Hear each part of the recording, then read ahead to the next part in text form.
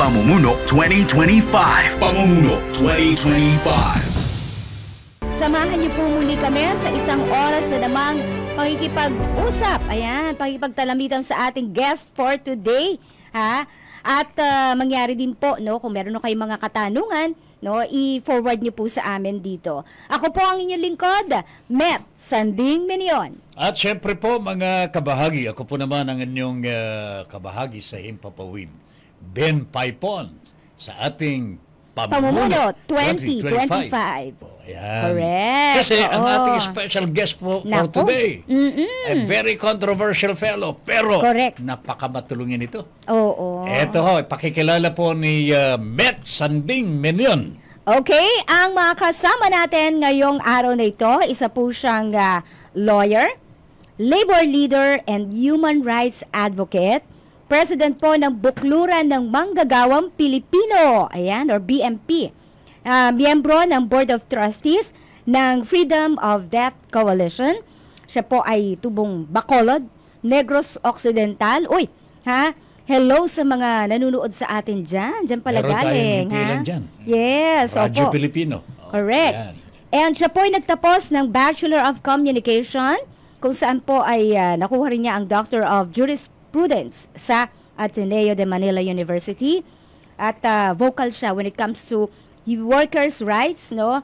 At yung mga various social issues regarding legalization of divorce, same-sex marriage, na kung mamaya himayin natin yan, RH bill, and access to abortion. Ang akin pong tinutukoy, walang iba kundi ang tumatakbo sa pagkasenador. Ngayon pong nalalapit na halalan mula sa Partido Lakas ng Masa, Attorney Luke Espiritu. Magandang umaga po. Magandang umaga, malapit ng tanghali. Magandang umaga, Ma'am Met, Tata Ben. No? At ako'y kinalulugod ko na ako'y naimbitahan dito sa inyong programa, ang Pamumuno 2025. Yes, Thank you very much, and we owe the honor. Yan. To have you It's as our our honor na special guest makasama. for today. Correct. At alam po namin na nung una po tumakbo po kayo. Noong 2022, yes. 2022. And again, repeat performance. Siguro, attorney, pwede po ninyo kaming mabigyan ng comparison. Okay. Nung una at ngayon. Yan. At saan po kayo ngayon sa inyong kampanya? Alam mo, Tata Ben, even if I ran for 2 times already, I am still relatively a novice. Novice? Yeah, in terms Baguhan. of electoral politics. Opo. At hindi naman tayo part ng dinastiya, no? So we are part of the mass movement wherein ang experience namin ay nasa early stages pa talaga ng pag-intervene sa ating electoral process. So marami akong learnings, mas marami syempre kaysa nung 2022. Tandaan nyo, nung 2022, medyo marangkada na lang tayo after ng debate ng SMNI. Yes. Ngayon, kino-consolidate natin yung gains from 2022 and I have learned a lot in my travels para sa campaign, travels sa ating mga probinsya at malaking bagay ang mga learnings na yon. And I think kung simulan ko lang na natutunan yan ng maaga, sa tingin ko medyo mas meron maganda pa tayong magagawa. Maganda ang pwesto, di ba, no? Ayun. Okay. Yung learnings na binabanggit po ninyo, attorney, I could imagine, no? You are very much involved in current issues. You are very much involved in human rights, sa labor sector, and so on and so forth. For the span of 3 years na nung kumandidato po kayo hanggang ngayon, meron po ba kayo nakitang pagbabago? Hindi, wala akong nakitang pagbabago. What happened? I think it is still the dynastic rule na dominant sa ating bansa. And one of the things that I've learned ay medyo talagang merong dalawang types of votes.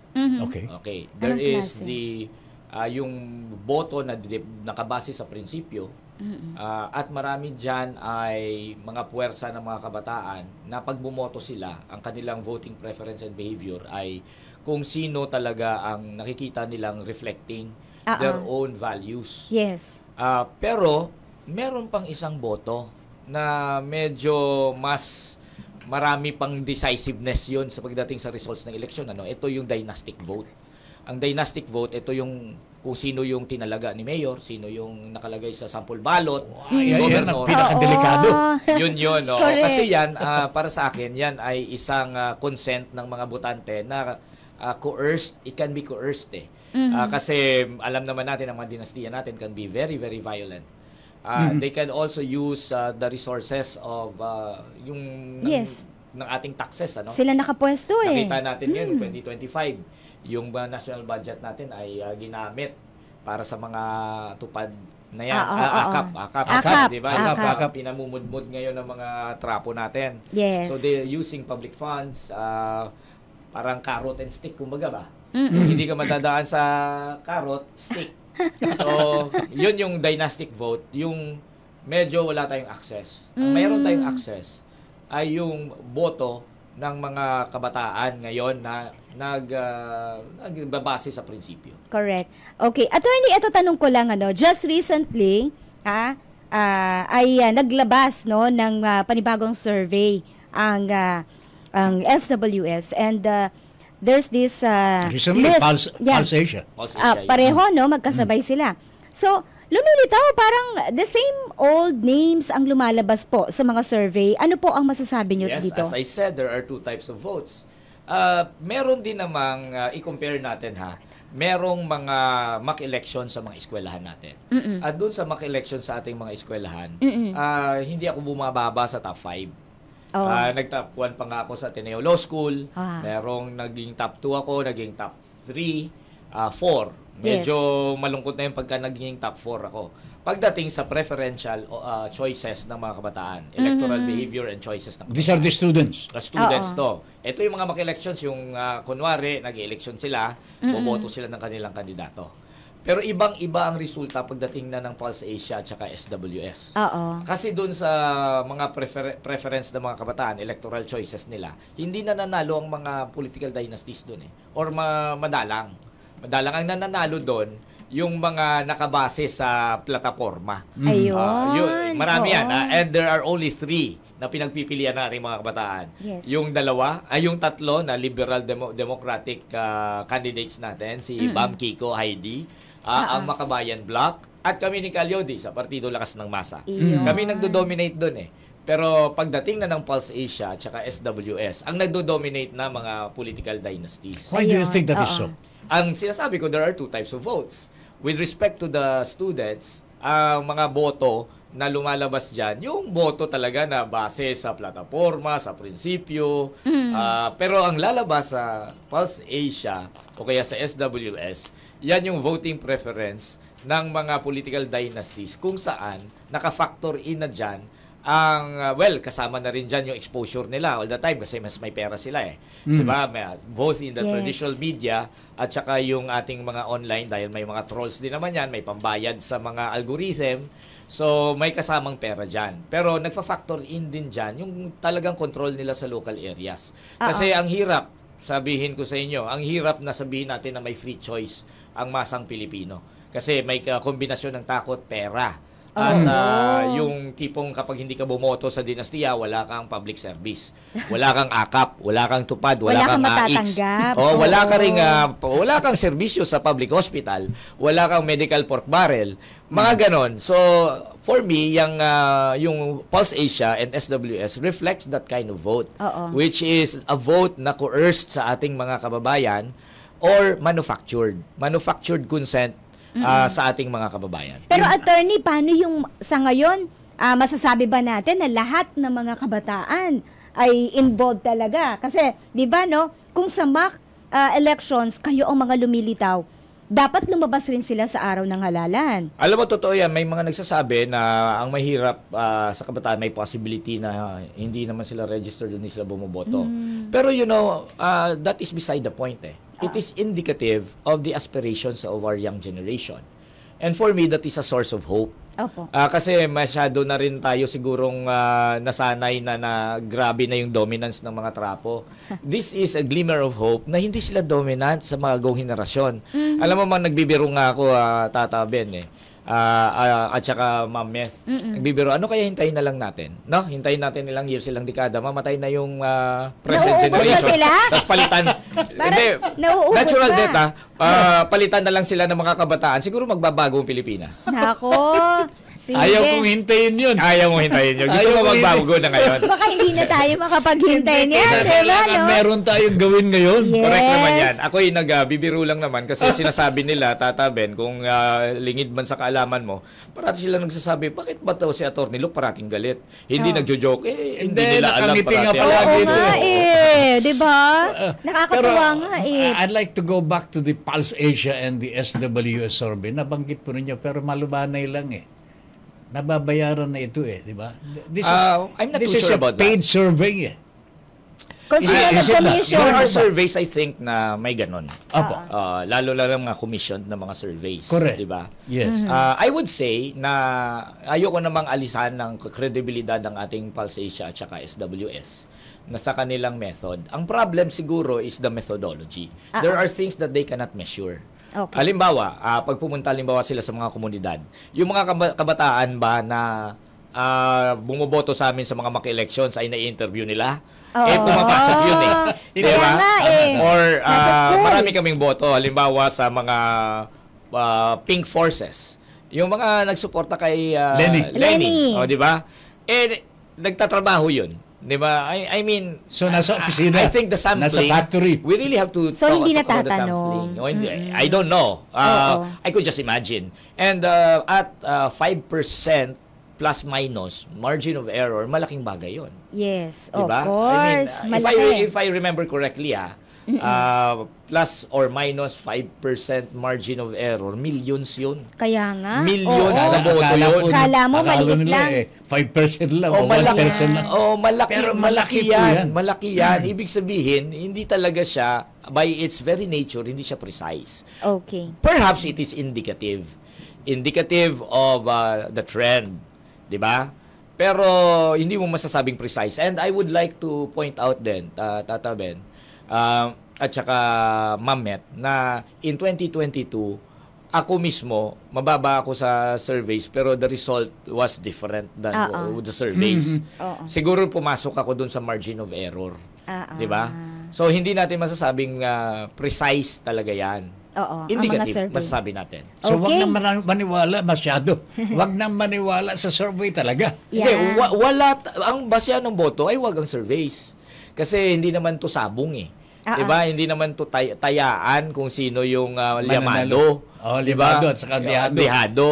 Ito ay eleksyon kung saan pipili ka talaga kung sino yung magiging yung magre-reflect ng iyong aspirasyon. Yes, yung gusto Diba? mangyari sa gobyerno. Oo. Okay. Kung pinili mo liyamado, hindi naman nire-reflect na itong aspirasyon mo.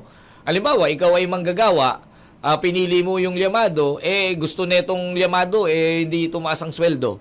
Patay. Di ba? Wala. At saka, Okay. di ba at election yan? I mean, the decisive factor here is ang choice mo. Hindi yung survey, hindi man survey ang bumoboto Tama. Siguro ang kailangan natin baguhin dito ay ang attitudes ng ating mga kababayan na magre-rely sila sa kanilang political judgment sa mga surveys. That's which right. is not, di ba? Correct. Okay, sige. Alright. Marami pang mga social issues tayong tatalakayin at kukunin natin ang mga saloobin ng ating guest for today, si Attorney Luke Espiritu, senatorial candidate ng Partido Lakas ng Masa. Walang bibitiw, tutok lamang dito sa Pamumuno 2025. Pamumuno 2025. Pamumuno 2025. Tayong nagbabalik nasa second segment na po tayo ng programang Pamumuno 2025. Kasama pa rin natin rito si Attorney Luke Espiritu. Medyo medyo na-curious lang ako. Kasi 'di ba ang real name mo is Renesio? Yes, Saan nakuha yung Luke? Oo, parati kong pinapaliwanag na ako ay junior ng tatay ko.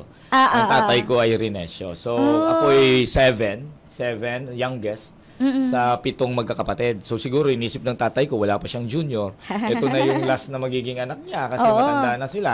So, ginawa niya akong junior. And then, when I was baptized, na-realize nila, bakit walang Christian name?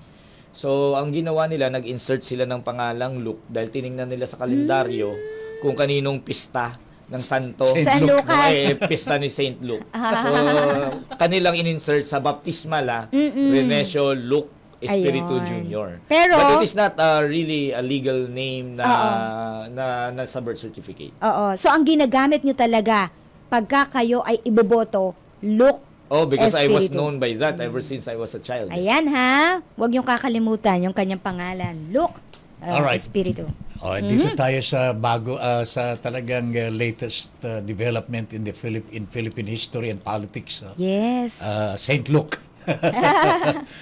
Si Digong, the former president of the Republic of the Philippines, is now in the hands of the ICC. So many statements from the Duterte camp, lumabas na, so on and so forth. Sinasabing, illegal po yung ginawa, and so on and so forth.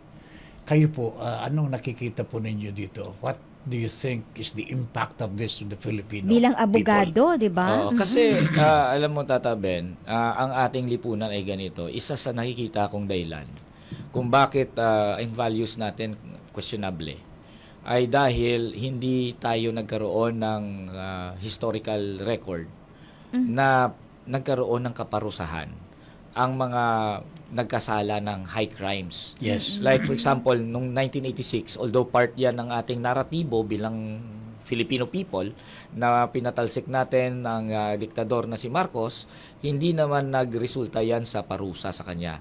So According to law. according to law or hindi or even based on revolutionary process. Wala talaga Kasi sa ibang nag-exile bansa, lang eh. sa ibang bansa pagka nagre-revolusyon sila, umaabot yan sa fact na talagang may parusa yung diktador o Nakukulong pa rin. nakukulong or even executed. Yes. Halimbawa, doon sa Nazi Germany pagkatapos ng World War II, ang mga kasapakat ni Hitler doon binitay yan eh. Correct. Oh. Nilitis ng crimes against humanity, binitay. So, ang mga Aliman ngayon, they are really very embarrassed about that moment in their history. Embarrassed sila sa Nazi past nila. Oo. Kasi, nagkaroon ng closure, kumbaga. Nagkaroon ng leksyon sa kasaysayan na ang pagiging Nazi ay hindi welcome bilang tao. Bilang sangkatauhan tayo, hindi yan welcome. Si Mussolini, binitay ng patiwarik yan. Ang Cuban Revolution, piniring squad yung mga general at mga sundalo ni Batista na gumawa ng mga human rights violations. Sa atin, ang ating history is, pinatalsik natin si Marcos, pero nakawala siya. Yan. At napunta siya sa Hawaii. At after 5 years, bumalik ang kanyang pamilya, na-reconstitute ang kanilang dynasty. Tapos slowly and surely, ay they clawed their way back to power, naging gobernador sila, Nakapasok congressman, ulit. senador. Yes. So ano ang leksyon na maaaral mo diyan? Pagka ikay diktador, hindi masyadong masama 'yan. Kaya ngayon, ang korupsyon hindi masyadong masama kasi ang Grabe diba? na talaga ito. Diba? Grabe, ang ha? plunder sa atin, 'di ba? Meron naman tayong mga nakukulong, ang mga plunder. Oo. 'Di ba? Meron tayong may mga kinukulong like for example si Erap, si Gloria, Yes. si Jinggoy, Pero si yung mas Oo. malalaki na hindi nakukulong. pero afterwards pinapakawalan. Tama. 'Di ba si Gloria, naalala mo, may neck brace pa, 'di Meron ba? siyang For several years. Oo, Hindi kasi maka- yung leeg daw niya may problema. Pagkaalis ni Pinoy, Nawala by rin. miracle, nawala yung neck brace. So, anong naratibo natin? Di ba? It is really important for our people in order to heal our land that we must have a historical example na kapag ikay gumawa ng genocide, hindi yan biro. Matindi. Hindi biro ang pagpatay. Regardless kung anong sasabihin ng mga diehard supporters niya, alam nila yon na hindi mabuti ang pagpatay. Tinuturo ng mga magulang natin yan. Correct. Tinuturo ng simbahan yan, tinuturo sa eskwelahan yan. Part ng values yun eh. Kaso, dahil walang ganon, walang kaparusahan, talagang yung ganong importanteng value ng pagiging tao na wala sa atin. Right now, at least magkakaroon ng healing ang ating lipunan na kapag yan ay naparusahan, magiging totoo na hindi mabuti ang pumatay. Yeah. Magiging totoo na dapat makatao tayo. So way to Sa healing tingin po pala ba to. ninyo, Doc, Senador, sa tingin po ba ninyo, tadhana na po ito talaga? Have we come to that point na Nangyari, na ganito eh. ito Diba? na, tadhana na po ang nagde-decide? Yes. Ay, Because we cannot do it ourselves. I don't know if we can attribute it to fate, but if we attribute it to evidence, maraming ebidensya hindi lang pinapansin nung panahon ni Digong, nung nagkaroon ng investigation sa Senate, pinakulong pa nga ni Digong yung nag-i-investigate si Laila De Lima Correct. Diba? Pero Kaya, bago nakulong si Laila De Lima, lumabas na yung mga testimony nila Las Cañas, nila Matubato, and I have watched yung mga testimony nila at hindi yan gagawa-gawa ng invento, kalaban nila si Digong gagawa-gawa ng invento, di ba? And the detailed way they described it, na grabe ang pagpatay dito sa ginawa nilang parang infrastructure of killing. Sobra. So based on the evidence na so far na nandyan, I think na it is not a forlorn conclusion na magkakaroon ng conviction. Pero the process, let us allow the ICC to yung gawin nila ang kanilang trabaho. Ang problema dito, look, ibang bansa ang gagawa ng ang hatol. Ang lilitis. What is the role of the Philippine government now? Kasi, Tata Ben, tanda natin, ang crimes against humanity, ibang species ng crime yan. Medyo pang-kwan yan, pang-big time yan. Pag-big time yan di ba? Mga BITs. Dito sa Pilipinas, ang malilitis mo lang dito, murder na pa isa-isa. Yan ang kapasidad ng ating justice system. Nako. Kasi hindi naman in-envision ng ating bansang Pilipinas na magkakaroon ng isang genocide na mangyayari dito sa ating bansa. Di ba? Kaya wala niyan sa ating statute books. But it is a crime in itself. It is really something na nung simula pa ng World War II, na pagkasunduan niya ng international community na you cannot do that. Di ba? Pagka merong pagpatay na ganyan, regardless kung ano ang iyong bansa, humanity Yes. Tao, sangkatauhan, nagkasala ka sa sangkatauhan. So, yan ay talagang lilitisin ng international community. Pero attorney, ito, sabi nila, sabi ng ibang mga pamilya, ng mga biktima, hindi natatapos sa paglilitis or kung sakasakali, na maparusahan ang ating dating Pangulo, kundi dapat yung iba daw na naging instrumento rin para maisakatuparan itong pagpapapatay. Correct. Kasi hindi naman pwedeng si Digong lang ang pumatay ng libo-libo. It Diba? cannot be done. It's impossible. This type of crime against humanity, it really requires a systemic way of killing. The same with kapag sinabi natin mga crimes na mga serious, genocide, it really entails yung isang makinarya ng pagpatay. So, hindi naman pwede na gawin lang ni Digong yan at siya lang ang lilitisin. Paano naman tayo magkakaroon ng healing kapag yung mga guilty dyan ay nandyan pa rin sa pwesto at free pa rin.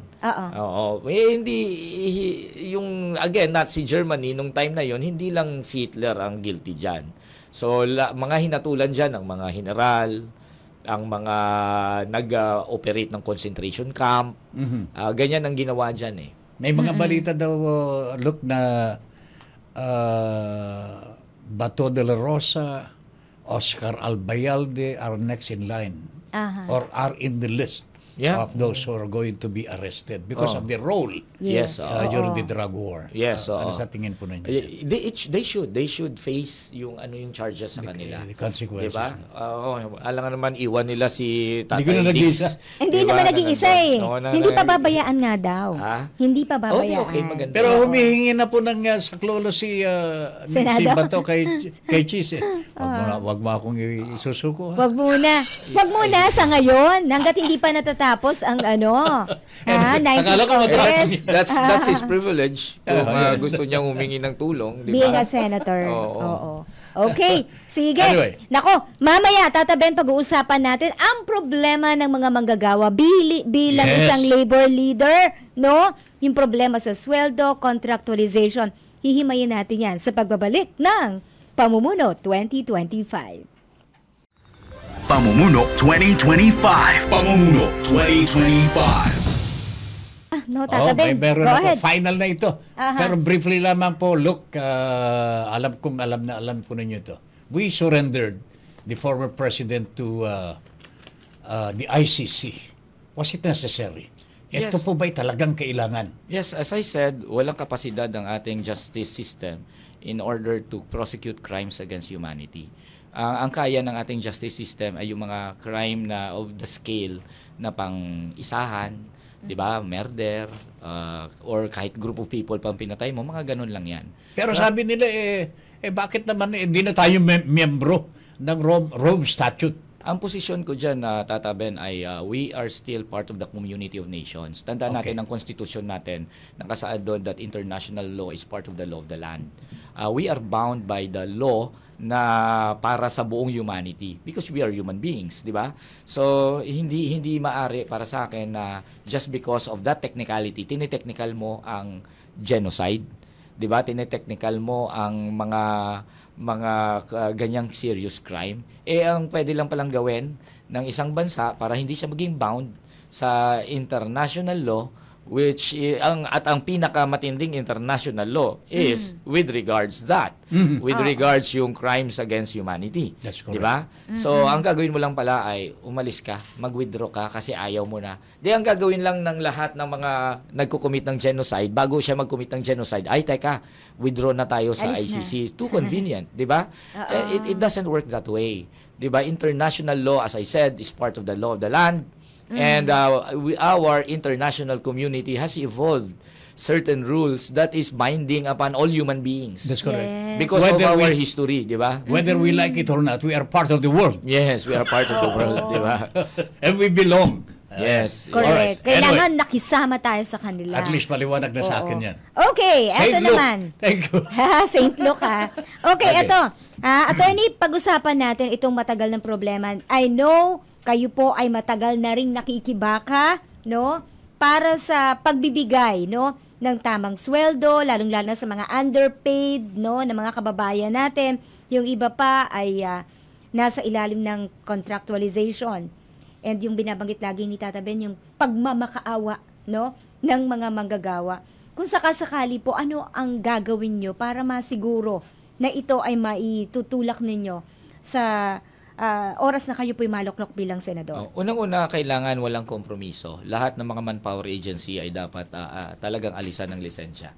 Yung kanilang business, hindi naman yan nakaka-contribute sa production. Sa production mismo sa loob ng paggawaan, wala naman silang kinalaman dyan. Correct. Wala rin silang ambag sa ekonomiya. Ang tanging ginagawa niyan ay mamorsyento doon sa sweldo ng mga manggagawa. Para tayong nag-alaga ng bulate na wala namang silbi.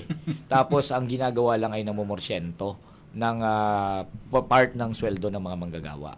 So ang dapat niyan talagang prohibit manpower agencies. It is a business na has evolved into a multi-million business when in fact it is useless. 'Di ba? So bakit ka mag-aalaga ng ganyang negosyo na wala namang silbi? Bakit ang ating gobyerno hindi mag-alaga ng negosyo na may silbi? Yung tipong lumilikha ka ng mga pangangailangan, yung ganyan. Ngayon, para magawa yan, alam naman natin na nung panahon ni Duterte, nangako siya ng contractualization ma-stop. Pero vinito niya yung batas na ginawa doon sa Senate na ginawang proposal ni Senator Villanueva, yung security of tenure law. I think that has to be revisited. And once again, dapat magkaroon ng security of tenure law. Pero ako, I would advocate hindi talaga magkaroon ng compromise dun sa mga manpower agency. Kasi yung security of tenure law ni Villanueva, meron pang pag-concede na merong legal contracting at illegal contracting. For me, walang illegal contracting. Walang legal contracting. Wala. Lahat yan ay contracting na simpleng nagde-deploy lang ng labor. Paano po pagka sinabi naman ng mga nasa agency, maraming mawawalan din ng trabaho if in case tatanggalin natin ang mga recruitment agencies na ito. That is really absurd, no? Kasi ang trabaho ay nandun sa principal. Okay. Sila ay simpleng namomorsyento. Ang trabaho ay nandyan. Ang mawawala yung pamomorsyento nila sa trabaho. Ang pabrika ba na kailangan niya ng 100 workers? Pag nawalang agency, ang kanyang 100 workers ay magiging 50 na lang. Yeah. Di ba? Ang mangyayari pagka tinanggal, Mapipilitan Common siya. sense. ang Kukuha siya. mangyayari niyan, tatanggalin natin yung middleman. 'di ba, magiging direct hired ang mga manggagawa. Opo. Kasi ang production niya, kailangan niya 100 worker. Yes. Instead na gawin niyang regular, ginawa niyang contractual. Tinanggal mo ngayon ang manpower agency, di 100 workers pa rin yun. Alam nga naman, Yun. hindi ibabawasan niya yung production niya. Pero Tama ang po. pagkakaiba ay ang worker dyan ay magiging regular. Direct hired. Yes. Pero dapat po ba, look, ang minimum wage, dapat bang isabatas? Oo, matagal naman na legislative ang process ng pagtakda ng minimum wage. Ibig sabihin, dinidetermine yan through a national wage fixing mechanism, through Republic Act. Hindi po ba dapat ito nasa mga manggagawa at mga employers ang pag-uusap? Kung merong pagrerespeto sa pag-union. Sa I ngayon would po ba wala po respeto? Ay, Sa pag union. nag-union ka ngayon, basag ang union mo. Tatanggalin ka. But is this not a basic right of workers? Yes, it's a basic right. It is written. Are you going to fight for this? Yes, we are fighting for it. Alam mo kasi, Tata Ben, ganito yan ha. Nasa ginapos ang kamay ng manggagawa eh. Ang design ng batas natin ay ganito. Ang wage ay merong minimum na tinatakda ang gobyerno bilang regulasyon. Simpleng regulasyon yan. Ibig sabihin, huwag kang bumaba dyan. Otherwise, may parusa ka. So, tapos, ang ginawa ng batas, pinoteksyonan niya ang right to self-organization, right to strike, right to collective bargaining. Para ang totoong wage fixing ay kung gaano kaproduktibo ang kumpanya, pwede dapat mag-negotiate ang Doon mga sila. manggagawa. Oo. Kapag ganyan ang nangyari, kasi Oo. on a case-to-case basis, ang pagtaas ng sweldo. Ibig sabihin, kung tumaas ang iyong produksyon, may marami kang kita. Parang profit sharing, Diba? parang gano'n. Di dapat mas malaki ang Yes. sinisweldo ng manggagawa. Oo. So, hindi ngayon magiging pressure ng gobyerno na sa kanila hihingin yung taas sahod. Correct. Pero yan ay gagana kung nire-respeto ang pag-uunyon. Pero sa Pilipinas, talamak ang union busting. Oo. Talamak. Kaya ngayon, nasa kamay ngayon ng gobyerno ang wage fixing kasi hindi na talaga nabubuhay ang manggagawa doon sa sweldo eh. Ang naging wage fixing mechanism ay ang minimum wage determination. Kaya dahil ang gobyerno, tinanggap nila yung role na yan dahil pagka may union busting ay ang kinakampihan nila ay ang mga employer. Pumunta ka sa Department of Labor, ang trabaho ng NCMB dyan ay huwag kang pagwelgahin eh. Wala. Kahit tinanggal Oo. ka na. Di ba? Tama. So, kinarga na nila, ibig sabihin, binigyan nila ng free pass ang mga employer na makipag-negotiate sa mga manggagawa. So, ibig sabihin nun, kinarga ng gobyerno ang wage fixing na dapat yan ay through Dapat, negotiation. yes. So, sila ngayon ang responsable ng sweldo na dapat na nakabubuhay. But should this be the case? Ito po ba ang dapat? Ganyan sa ibang bansa eh. Kasi sa ibang bansa, may minimum wage. Yan ay simpleng regulasyon. Pero hindi ibig sabihin, yung minimum wage lang talaga ibibigay mo. Kasi Pwede tumaas. Kasi doon sa ibang Oo. bansa, halimbawa sa Australia, nakapunta ako doon a few months ago, may minimum wage. Walang sumusunod doon sa minimum wage kasi mas mataas ang minimum Wow. wage talaga lahat. Sana lang, ano? Kasi may mga union eh. Correct. Regulasyon lang yan eh, ang minimum wage eh. Pero dito sa Pilipinas, dahil nga hindi nire-respeto ang pag-union, ang minimum wage, yan na yung naging wage fixing mechanism. Tama. Look, Instead na CBA. I'd like to find this out kung tama po itong kutob ko. Na nababanggit mo kasi yung hindi na inirirespeto yung pag-uunyon. Nino? Ng gobyerno? Ng gobyerno at ng employer, magkasapakat. And I'm speaking on the basis of my experience as a labor leader. Alright. If it is the government that is now preventing workers to strike, halimbawa, Or even to form unions. To form union. To form Kasi union, kasapakat. di ba? Sa umpisa pa lang Hindi naman ako nagmi-miss ng word eh. Kasapakat nila ang mga employer. Kaya nga po may tripartite. Ang tripartite ay simpleng pangkampi sa mga employer. kapitalista. Oh my Oo. goodness. So what are you going to do with this? Bubuwagin nyo na ba yan? Kaya nga. Bubuwagin na po ba natin ito? O, tripartite? Dapat hindi tripartite, di ba? Kung talagang Department of Labor ka, dapat sa labor ka. Labor. Alam nyo, tandaan nyo to Tata Ben, at saka Ma'am Meth.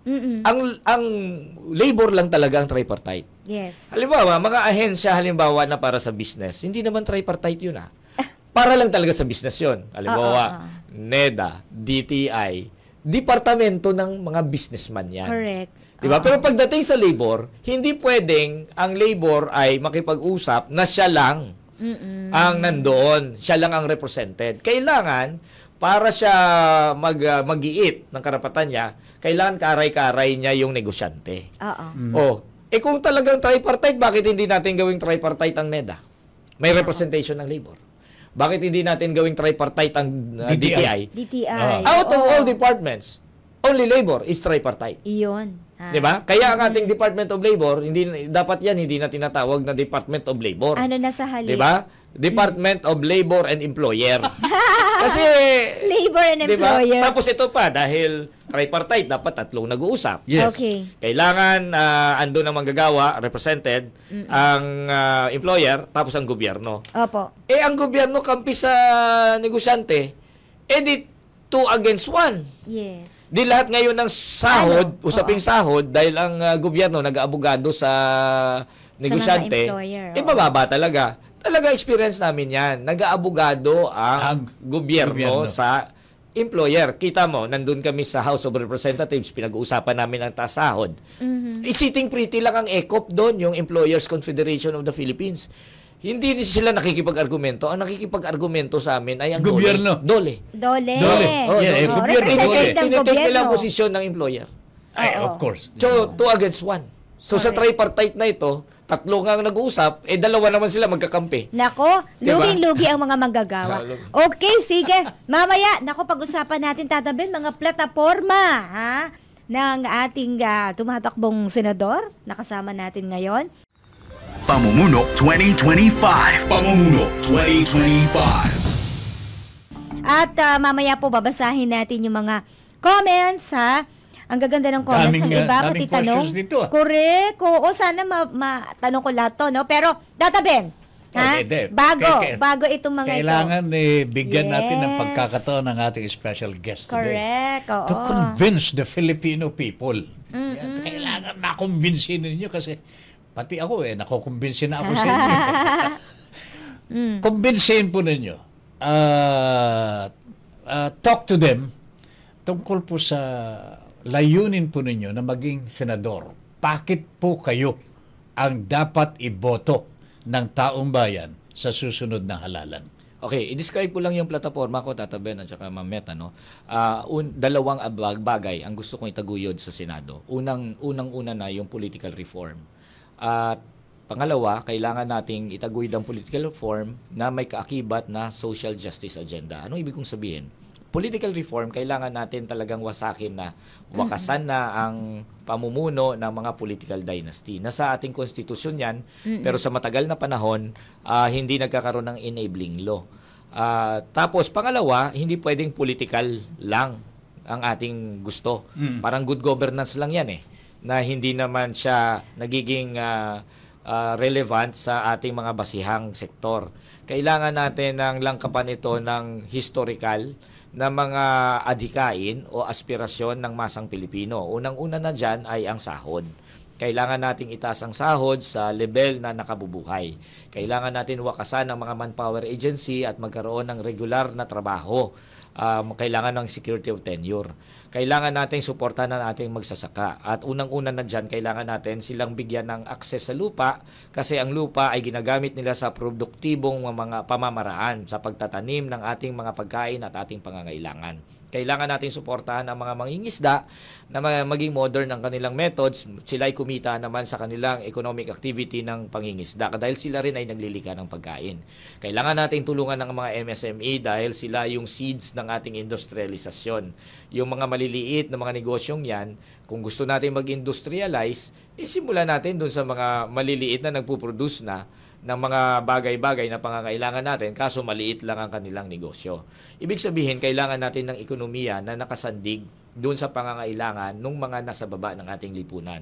Kailangan natin ng ekonomiya na nakasandig sa produksyon, hindi yung ekonomiya na meron tayo ngayon na hindi produksyon ang basihan, kundi yung tinatawag kong mga rentier nanggaling sa mga renta, galing sa privatization, galing sa mining, galing sa pa-privatize ng kuryente, tubig, daanan, at minahan galing sa ganyan. Walang produksyon, significant na produksyon na nangyayari.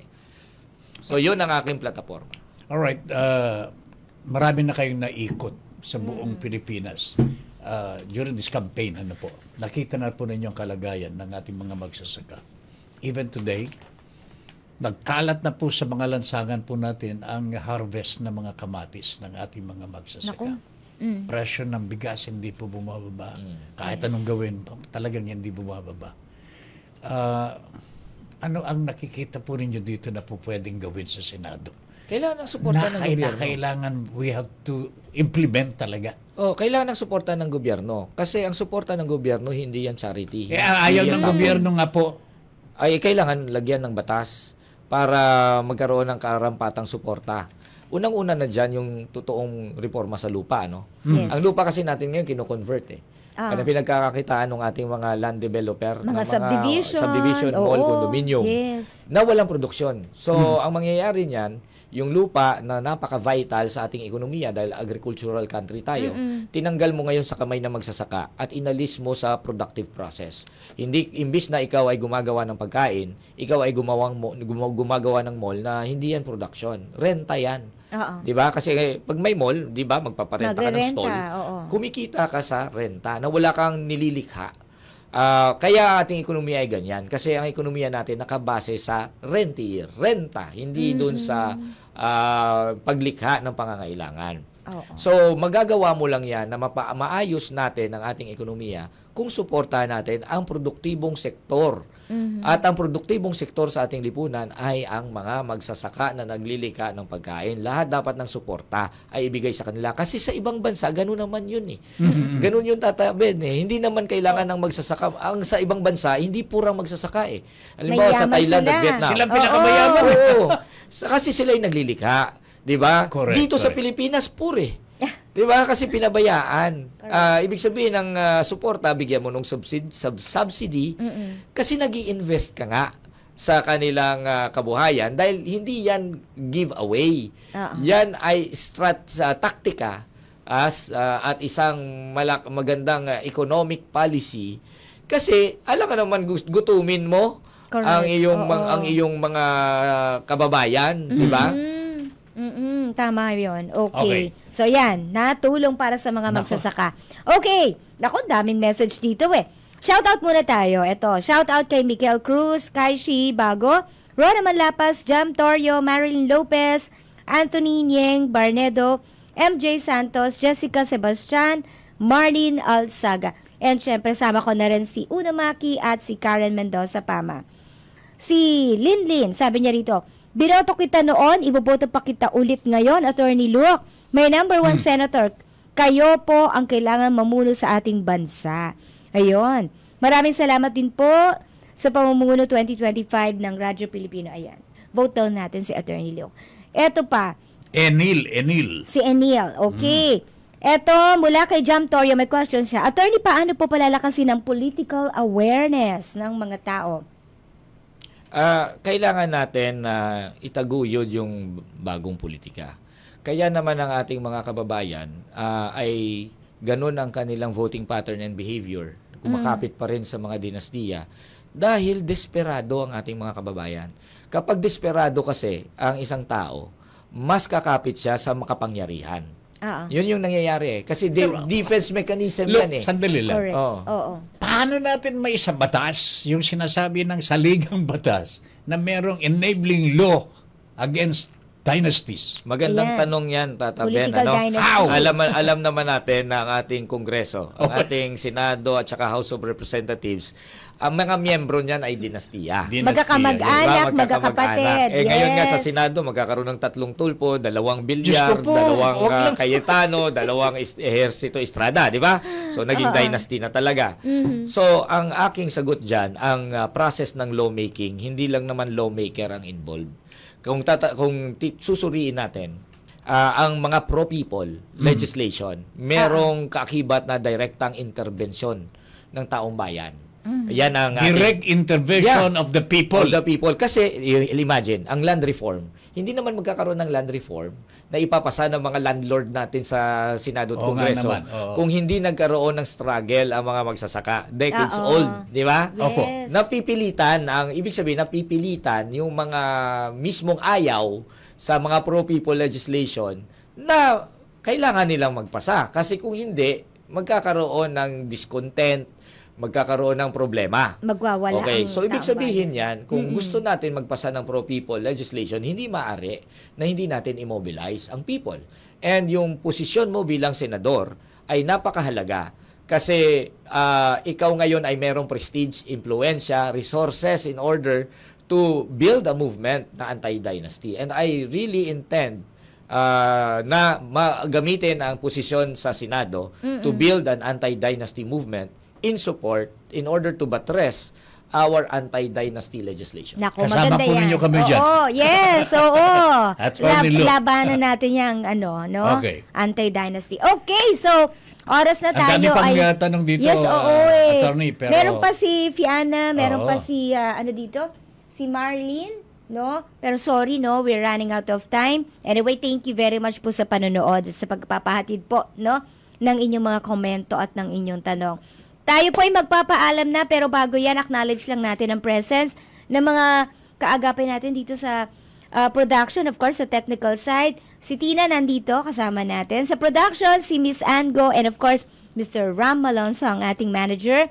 And si Fiana and Serge, of course, sa production din. Sa Siyempre, mga technical people po natin from the different universities in Intramuros and in the Philippines, LPU, NCST, UST, Adamson, FEU, and TUP. Ito na po yung mga sinasabi ni Attorney Luke kanina na mga bagong kabataan. mga kabataan na dapat pong gumalaw. Correct. Hindi na po tayo yung kakalabit-kalabitin. Hindi, tayo na mismo ang manguna talaga. Para magkaroon na ng pagbabago. How can we expect change talaga in our country kung hindi tayo kumilos? Correct. Akala ko Ayan ba naman mga kabataan na. Pag-asa ng bayan. Yes. Okay, gawin na ninyo yan. So, Attorney Luke, Thank you very much. it's our honor to have you with us. And we wish all the best. Hangad po namin ang tagumpay ni Attorney Luke Espiritu this coming election. Yes. Tata Ben. Good luck Thank you, po. Ma'am Met. Thank you. Mabuhay po kayo. Buhay. Alright. Okay, so hanggang sa susunod na linggo, dahil come Monday po ay magbabalik ang Pamumuno 2025. Ako po ang inyong lingkod, Met Sandingin. At syempre po, kabalikat po ninyo, kabahagi Ben Paipon sa ating Pamumuno 2025. Pamumuno 2025. Pamumuno 2025.